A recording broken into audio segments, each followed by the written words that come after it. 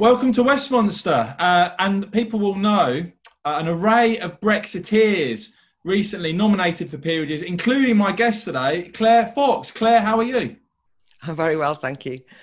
Now, when I saw your name, I think it took quite a few people by surprise. Can you just give a bit of background into the run up to it, how this all happened? Well, I mean, you were surprised. I was surprised. I was surprised to be approached. You can imagine, I've long campaigned for the abolition of the House of Lords. That's still my position, which is that it's an undemocratic second chamber that we don't need, shouldn't have. And obviously, as somebody involved in the politics around Brexit, the House of Lords had acted in a completely anti-democratic way of trying to block even Parliament's decision-making. So this is not a place that I had aspired to enter by any stretch of the imagination. But I suppose, I just balanced it up, and I felt that it was partly at least a recognition of the Brexit Party's role in delivering Brexit, and partly my broader work around debate and free speech. Both of those things, it seemed to me, would be things that I would have a platform for. So I kind of just decided, well, maybe I can use it for some good. But I mean, you were shocked. You for once was gobsmacked. I mean, I thought this was the maddest thing in the world. And I also felt slightly, and I still do feel this, by the way, that, there was the Brexit Party as a collective, what it did in standing in those European elections changed the course of history, saved Brexit. And I don't feel as though I was any more responsible for that than anyone else. By a long shot, I wasn't. I was just one of a team of people. So I feel slightly embarrassed about the fact that other people have not been acknowledged. But that's the way it goes. Well, it's sort of weirdly consistent away for you, though, isn't it? Because obviously elected as a member of the European Parliament, which you didn't want continued UK involvement with. Now you're going into a House of Lords chamber that you want to abolish. What do you think you're going to bring much of your stance and work and MEP, your experience, into this new role? I hope, actually, I did. I don't know about you, Michael, but I felt as though I did learn something by being an MEP in a sort of a weird way. We learned how to use the debating chamber to make points. We all filmed, interviews with each other or other people, who did a lot of media kind of showing people what it was really like at the European Parliament. And I think that I will therefore try and deploy similar tactics, as it were, from the House of Lords. But people have said to me, are you going to try and reform it from within or abolish it? I mean, God, I'm one person, right? It seems unlikely. It's different than being an MEP because I was elected. We were all elected, and that gave it a democratic mandate. And I have no democratic mandate for this. And also, it's a life peerage. I mean, I still can't get my head around that. You get made a peer for life, and no one can do anything about it. Which seems extraordinary to me, which is one of the reasons I have qualms about it. But I just think at my age, I will try and use, in my latter years, the platform to make some, what I think will be, obviously I will think are important political points. That's all I can do. To be a voice maybe for people who don't always have a voice, that are marginalised or ignored. Sometimes that's what I'd like to do. But I think the general peerage list, I mean, I've proved to be rather controversial understatement of the year. But if you actually look, the truth is that I am going in with people like Kate Hoey, Gisela Stewart, Frank Field, Daniel Moylan, various other, I mean, lots of people. But, there is a nod to Brexit. And I think it's an acknowledgement that this was a very important time in our political history, in the UK's political history. And so in that sense, I will at least have some allies on the Brexit question. Whether you can go in and do much more than just be a voice, I don't know yet. Because let's be honest, I've had tea in the House of Lords twice, I think. I mean, I know nothing about the House of Lords. I don't know what it's going to be like. But we learned when we were in the European Parliament that even though when we arrived, I was daunted actually, because I was like, I don't know where anything is. I don't know who anyone is. Everybody hates me. So I probably will feel exactly the same. But you eventually find your feet and find your voice and find a way of operating. That's what I hope to do.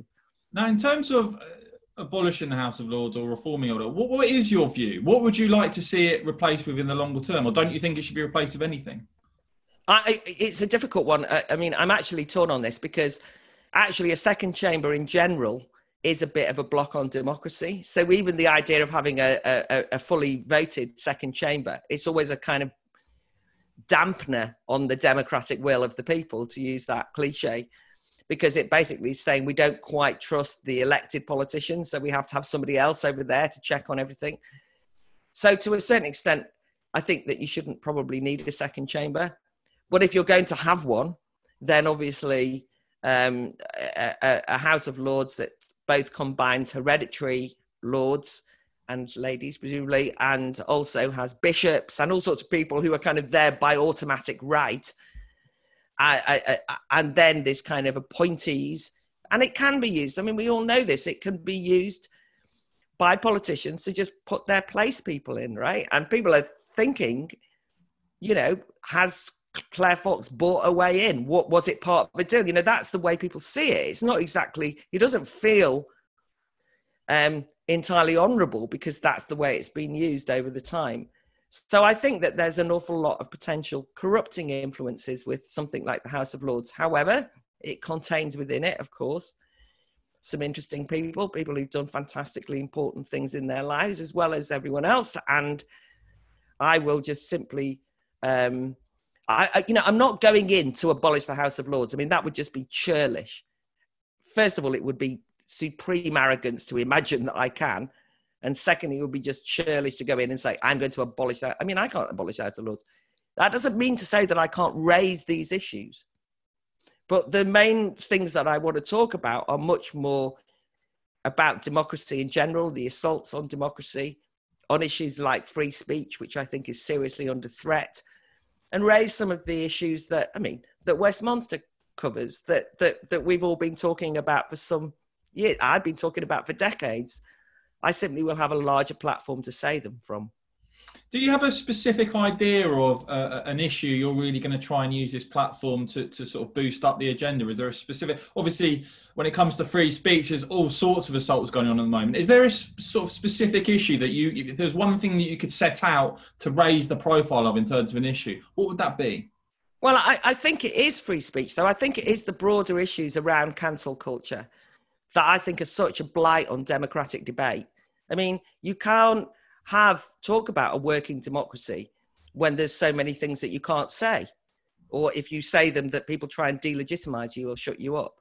And so even just raising that as a high profile issue, taking on some of the more egregious aspects of what is now described as woke culture, which is a bit of a sort of peculiar term, but, you know, raising that is something I hope I can do. I mean, I've got certain other passions. I mean, I'm passionate about dumbing down of education. I worry about things like 50% going to university when I think that the further education sector is neglected. I'm interested in prison reform, prison education, those kind of issues. So they're the kind of, you know, nice liberal issues that I'll also be talking about. But I think just saying we need more debate and more discussion. And the point about that is that means allowing people who are not the usual suspects to have a voice. And one of the things I learned from simply voting leave, I thought I was just voting in a referendum. I didn't know it was going to become this sort of major issue that it was you realize that for millions of ordinary people, the establishment just treats their voices with contempt.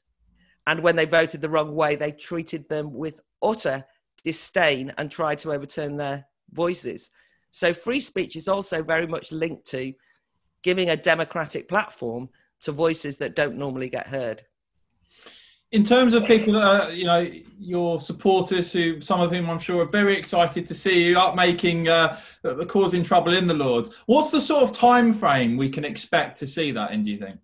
Yeah, so I believe that I'm going to be initiated some kind of ceremony, although with COVID rather limited. So no ermine will be worn, thank goodness. But that should be around mid-October at the latest. They're just sorting dates out.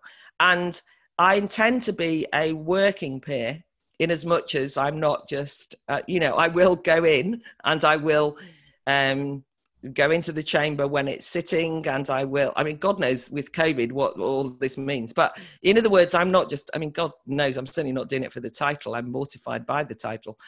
So I will be going in and trying to get a handle on it. So I don't know how it works.